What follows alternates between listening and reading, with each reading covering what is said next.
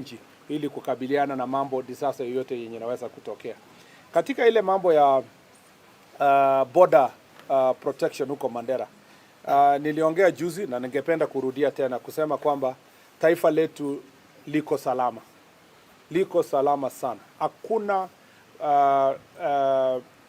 wasiwasi yoyote ambayo unaweza kusema kuna wanajeshi wa nchi zingine ama regions za nchi zingine ambao wamekuja Kenya kudhoofisha mambo ya usalama. Hakuna kabisa. Ningependa kusema hakuna mtu yoyote kutoka nchi nyingine amekuja Kenya kwa minajili ya kuja kupigana na Wakenya ama kupigana na Kenya. Hakuna kabisa.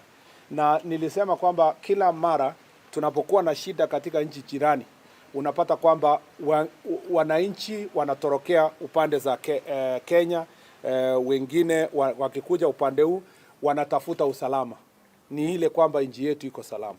Na tunashirikiana na nchi jirani kuona kwamba wale watatorokea Kenya kwa kuhofia usalama wao huwa wanarudisha kwa njia ya usalama.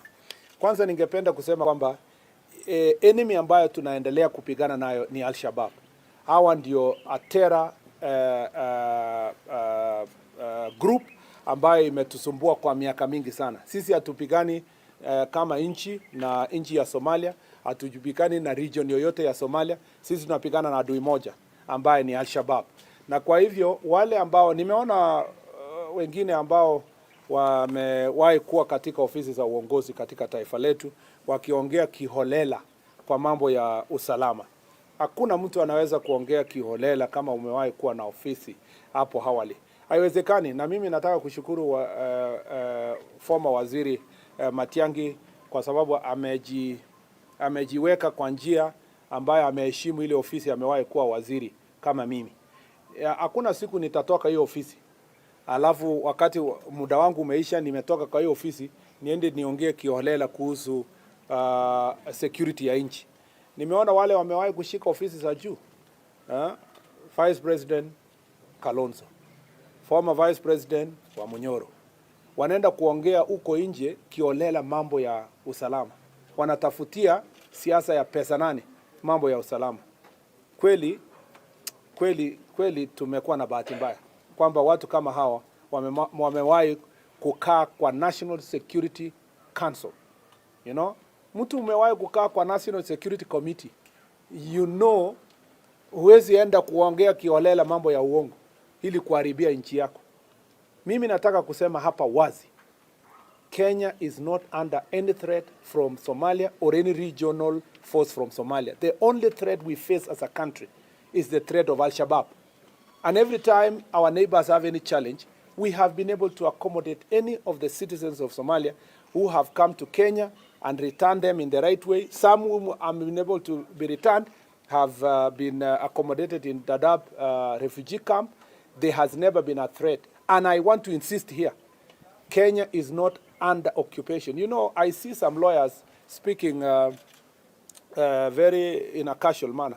When you say there are occupation of forces from other country in our country, it means they have come in to invade us and cause and take over. We are absolutely, there is no one in Kenya that is in Kenya where, to occupy any part of the country without the Kenyan forces fighting them.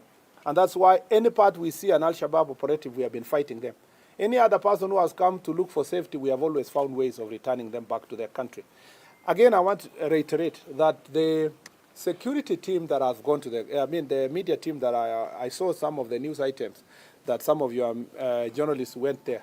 I saw them reporting from primary school in Mandera, reporting, interviewing our administrators in that region, and I didn't see any results to see that our schools are occupied or our people are under threat. Our country is safe, very safe, and I insist, very, very safe. We are not under occupation. And those who are just speaking in a very casual manner, occupation is a technical term. That means a takeover by a foreign force on any part of Kenya. There is none. And there is nothing that is happening in the country that we don't know. And there is nothing that is happening in this country that is happening and we are not handling in the right way, in the security way. All we are more focused in is to deal with criminals. and to deal with Al-Shabaab as a terror cell. And we are not going to lift our focus from that issue. Any other diplomatic issues related to citizens of other country coming in or officers from other country, if they are found to Kenya, there is a diplomatic channel between us and Somalia or any region of Somalia to make sure that that is sorted.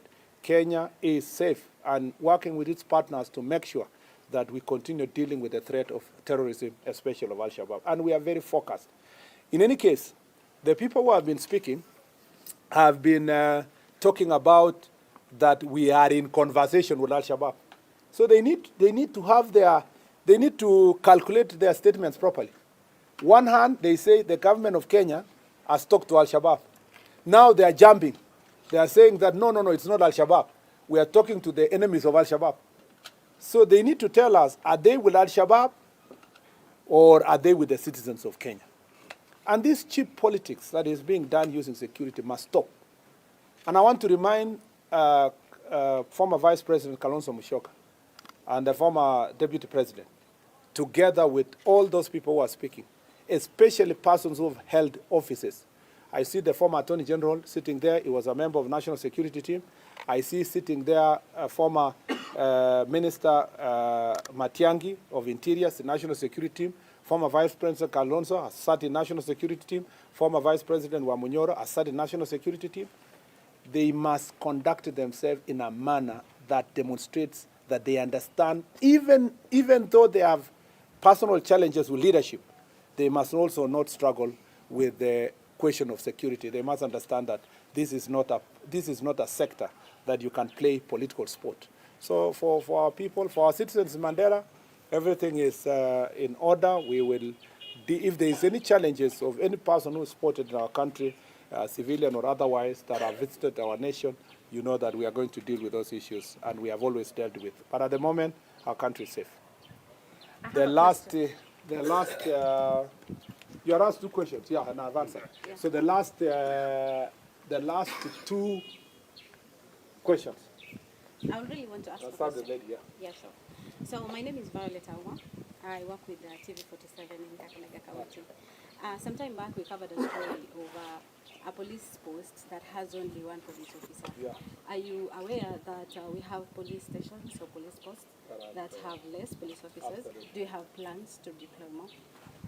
Yeah, that's true. We have genuine challenges of strength of police officers because of the numbers that have subsequently reduced over time with when we have not done recruitment. The good news is that we are recruiting 10,000 police officers, and that information will go out next week. You will be told about the dates and the processes of recruitment. We will also make sure that the recruitment will be free and fair of this influence of corruption and so forth. And once we do that,